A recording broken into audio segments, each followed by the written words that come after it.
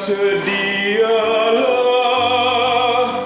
sebab Anak Manusia datang pada saat yang tidak kamu duga.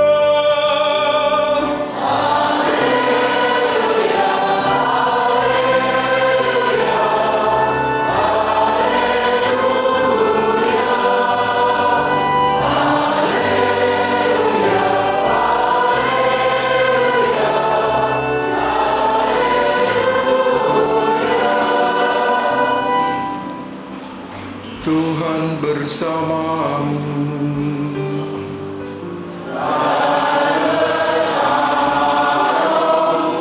Inilah Injil Yesus Kristus menurut Matius.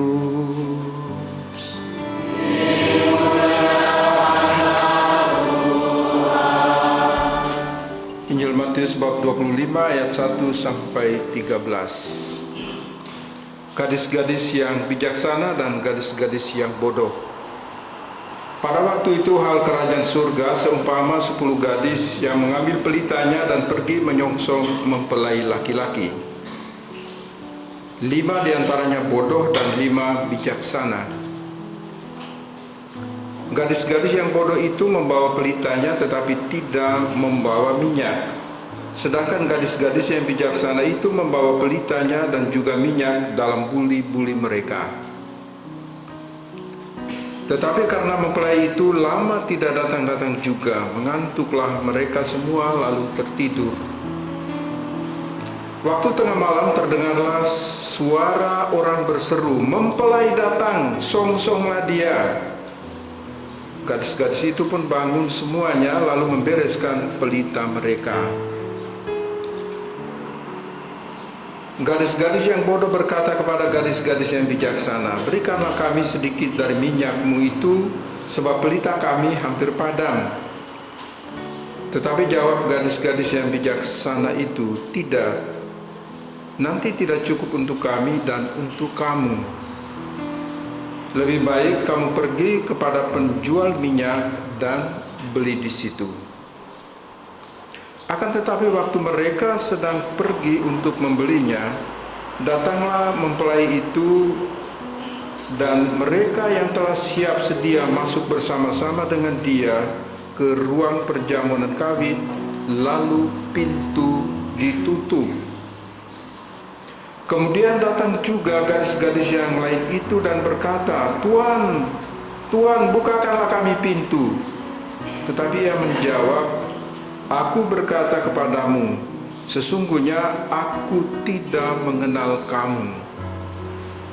Karena itu berjaga-jagalah, sebab kamu tidak tahu akan hari maupun akan saatnya."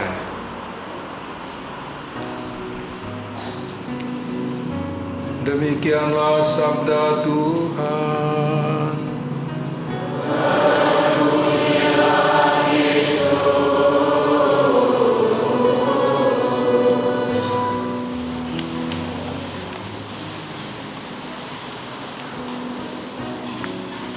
Bapak, Ibu, saudara-saudara sekalian yang terkasih di dalam Tuhan,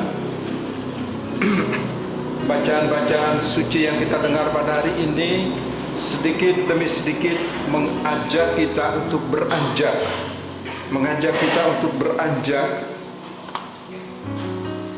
masuk dalam suasana Allah, di mana selalu diberi gambaran. Nanti minggu depan, 2 minggu lagi juga selalu berbicara tentang suasana kerajaan Allah. Bacaan pada hari ini mengajak kita untuk melakukan persiapan. Ya. Saya pikir persiapan bukan sebuah kata yang asing bagi kita semua. Persiapan kapan saja, dimanapun kita pernah melakukan. Kalau orang mau menikah misalnya, pasti harus menyiapkan segala macam ugur rampe dan seterusnya, supaya suasana pesta itu sungguh-sungguh berjalan dengan baik. Kalau anak-anak mau ujian juga dia perlu melakukan persiapan-persiapan, belajar dan seterusnya, mempersiapkan peralatan, perlengkapan untuk ujian dan seterusnya. Supaya apa? Supaya semuanya siap masuk ke suasana pesta itu. Perumpamaan yang diberikan oleh Yesus kepada kita memberi dua gambaran kepada kita semua. Ada 10 orang gadis. Ini ibu-ibu WK, tidak termasuk gadis. Yang di sini gadis semua.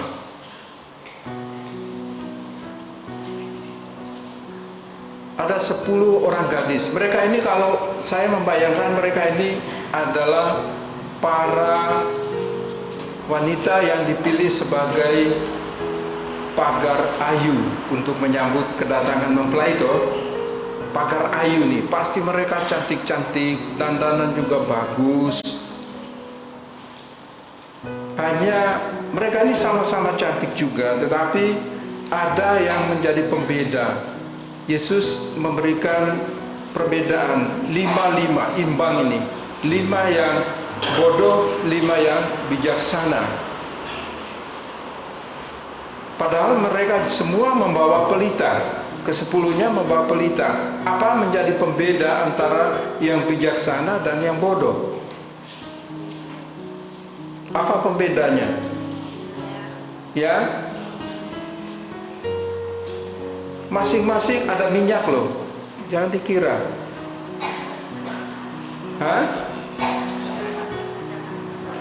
Cadangan, ya kan? Itu yang menjadi pembeda. Karena dikatakan, siapa bilang bahwa pelita mereka kosong? Karena dikatakan lampu kami, pelita kami hampir padam. Berarti minyaknya hampir habis. Yang bijaksana selalu mengantisipasi bahwa kemungkinan mempelai pria itu datang terlambat. Maka dia membawa minyak dalam buli-buli sebagai cadangan. Ya nggak usah pikirin jauh-jauh, mungkin bawa di botol aqua atau apalah. Kalau kita bicara tentang pelita juga, anak-anak zaman ini nggak tahu pelita, ya kan? Tapi yang zaman dulu-dulu ya tahu pelita, mulai dari pakai damar untuk penerangan sampai ganti ke pelita. Pelita itu lampu yang dibuat dari kaleng bekas susu, dibuat sumbunya sendiri, terus dikasih minyak tanah, menyala. Baik. Jadi 5 gadis yang bodoh, 5 yang bijaksana. Yang bodoh dia tidak pikir panjang, dia tidak punya, bukan wanita-wanita, gadis-gadis yang antisipatif. Tetapi yang bijaksana dia antisipasi, melihat jauh ke depan. Jangan-jangan ini terlambat. Oleh karena itu, maka yang bijaksana membawa pelita, minyak yang ada di dalam pelita, tetapi juga cadangannya. Itu yang paling penting. Apa relevansinya bagi iman kita? Yesus mau mengingatkan kepada kita supaya pada akhir bacaan tadi ayat ke-13, berjaga-jagalah. Berjaga-jagalah. Supaya apa? Supaya persiapan kita matang dan kita siap untuk masuk ke perjamuan perkawinan, pesta itu. Ada 2 hal. Tipe gadis yang bijaksana itu, orang yang bijaksana adalah orang yang antisipatif akan sesuatu yang akan terjadi di depan. Dia selalu menyiapkan. Kalau misalnya orang mau bepergian, dia harus mengukur. Misalnya saya naik gunung, kendaraan saya ini pertama bisa naik gunung atau tidak, bahan bakarnya cukup enggak, karena di sana tidak ada SPBU. Dia harus, yang bijaksana dia mesti isi full tangki supaya tidak kehabisan bahan bakarnya, kan begitu. Itu orang yang bijaksana. Sama seperti bapak ibu kalau mengantar anaknya sekolah, mencarikan kos dan sebagainya, juga pasti antisipasi. Oh ya, anakku ke kampus dekat, tapi kok mahal. Apakah saya beli sepeda motor jadi agak jauh dari kampus, tapi dia bisa berkendara ke kampus. Jadi antisipasi seperti ini itu perlu bagi orang yang bijaksana. Dalam kehidupan iman pun kita semua ini saya pikir orang-orang yang bijaksana. Tetapi apakah kita juga mempunyai cadangan-cadangan untuk masuk ke sana? Apakah kita menjadi pribadi-pribadi yang antisipatif segala sesuatu yang akan terjadi di depan? Karena banyak orang itu membuat kegiatan gerakan-gerakan sifatnya spontan. Setelah itu semangat awal, setelah itu lalu redup, mati. Maka memang kita harus mengantisipasi supaya kita harus nyicil dari sekarang. Untuk apa? Ini untuk masuk kerajaan surga ini. Masuk kerajaan Allah. Jadi bukan ini perjamuan pesta yang biasa di aula itu, tidak. Ini persiapan kita untuk masuk kerajaan surga. Maka kita perlu mengantisipasi, nyicil dari sekarang. Nyicil dari sekarang, sedikit demi sedikit. Kalau kita mempunyai persiapan-persiapan untuk sesuatu yang ke depan, kita termasuk kategori kelompok gadis yang bijaksana. Kenapa? Karena kita dikenal oleh Tuhan. Saya pikir kita semua ini berjuang berusaha. Aku mau mengenal Tuhan. Siapakah Allah itu? Oh, Allah itu yang Maha Kuasa, pencipta langit dan bumi. Siapa Yesus Kristus itu?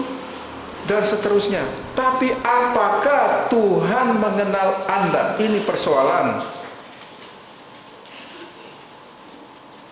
Apa jawaban dari dalam setelah pintu ditutup dalam ayat ke-12? Aku berkata kepadamu, sesungguhnya aku tidak mengenal kamu.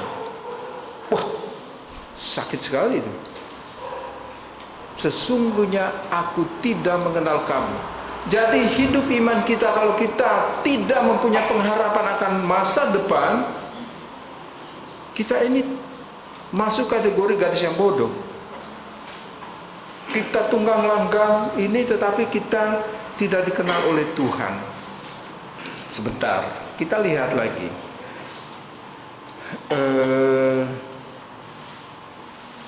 Dalam Injil Matius bab 7 ayat 21 dan 23, saya baca sedikit ya.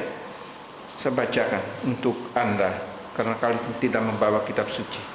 Bukan setiap orang, Yesus berkata, bukan setiap orang yang berseru kepadaku, Tuhan, Tuhan, akan masuk ke dalam kerajaan surga, melainkan dia yang melakukan kehendak Bapa-Ku yang di surga.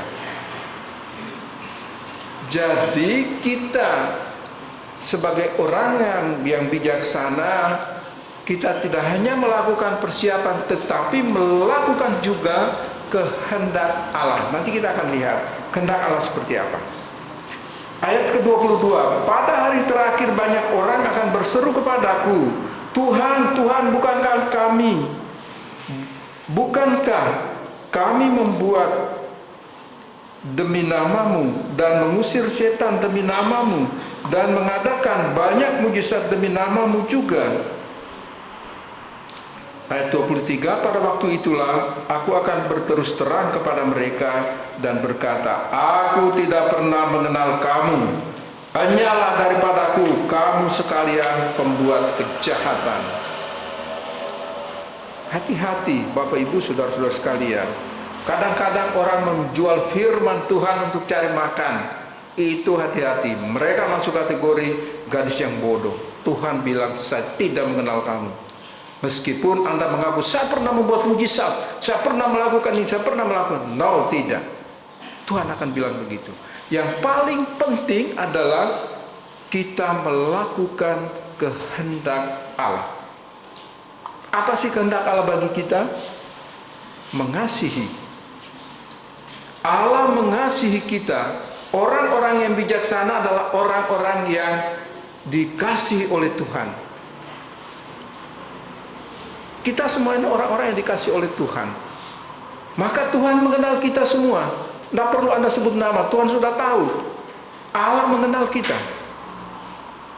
itulah diperkenankan masuk ke dalam kerajaan Allah. Mungkin banyak orang mengetahui tentang Allah, tapi belum tentu dia mengenal Allah. Mengerti maksud saya? Banyak orang mengetahui tentang Allah secara teoritis, secara teologis, filosofis. Dia belajar tentang Allah. Allah itu Tritunggal, lalu membuat teologi-teologi yang pragmatis. Begini loh uraian-uraiannya dan sebagainya. Seperti Anda ikuti dalam program paroki mengajar dan sebagainya. Diharapkan tidak hanya berhenti pada tataran itu, tetapi kita harus masuk ke sana supaya kita bisa mengenal Allah dan kehendaknya. Apakah kita semua sudah mengenal Allah? Bagaimana saya dapat mengenal Allah? Yesus dalam Injil Matius bab 25 ayat 40, dia berkata, apa saja yang kamu lakukan terhadap salah seorang yang paling hina ini, itu kamu lakukan untuk aku. Itulah cara kita mengenal Allah. Apakah Anda pergi ke rumah sakit menjenguk orang sakit? Apakah Anda menemukan wajah Yesus di sana? Seperti Mother Teresa dari Kalkuta, setiap hari turun ke pinggiran Sungai Gangga itu, membawa orang-orang sakit, kritis, bawa ke biaranya, ke rumahnya, supaya merawat mereka, luka-luka mereka, supaya mereka bisa mati secara wajar. Kenapa? Karena kata Mother Teresa, bukan orang-orang sakit ini saya rawat, tetapi Yesus yang sedang sakit inilah yang aku rawat. Dia menemukan wajah Yesus dalam diri orang-orang sakit dan hampir sekarat. Kita juga sebagai orang yang bijaksana harus mampu menemukan kehendak Allah dalam kehidupan kita setiap hari. Kita mampu menemukan wajah Allah di dalam kehidupan kita setiap hari, baik di tengah keluarga, di lingkungan kita, tempat kerja kita, dan seterusnya.